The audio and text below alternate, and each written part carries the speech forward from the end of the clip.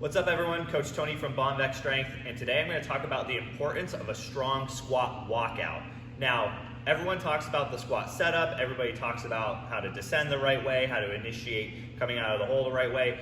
Probably the most underrated part is just walking it out, because that's an extension of the setup that can kind of make or break whether you're going to be able to effectively squat heavy weights.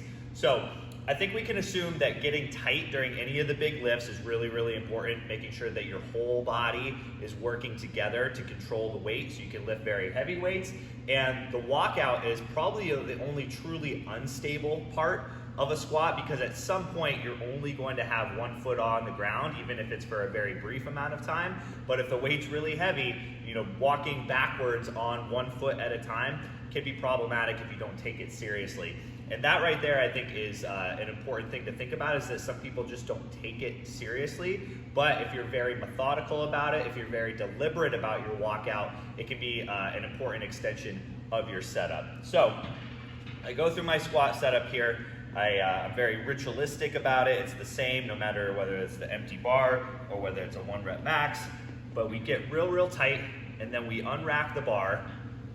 And what we do from here between now and when we actually start to squat is so important. And what we'll often see is a lot of people will take a lot of little baby steps.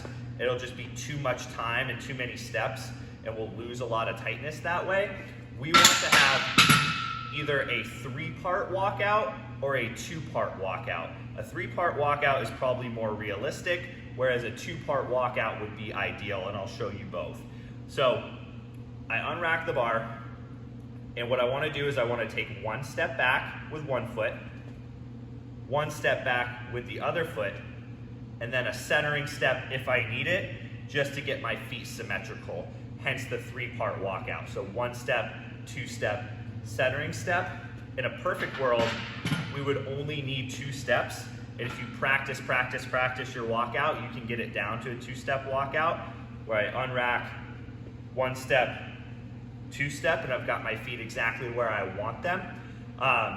Every little step that you take is going to be a little bit less tightness that you can keep, a little bit more energy that you're going to give away that could go into actually squatting the bar.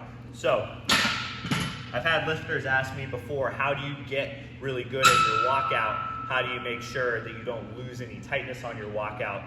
It's just practice. It's just doing it over and over and over again. Every single warm-up set, every single working set is a chance to practice that. And I think if you watch great lifters, when they do their heavy attempts in competition, they go slow, they go deliberate, they're not in a rush. That's really important. So what I look for in lifters is to go slow and steady. 1 step, make sure I've got the bar where I want it. 2nd step, make sure I've got the bar where I want it. Looking down is fine, in my opinion, to see if your feet are symmetrical, as long as you don't look down to the point where you're curving over your upper back. I think looking down is not problematic at all. I'd rather look down and lose a tiny bit of upper back tightness that I can then regain, rather than not look down and have a very asymmetrical stance. I think that would be more problematic. So once I've got my feet where I want them, then I can take that one last big breath and be ready to go. So when you walk the bar out for your squats, be deliberate, take your time. It's going to pay off once you then come around and squat very heavy weights.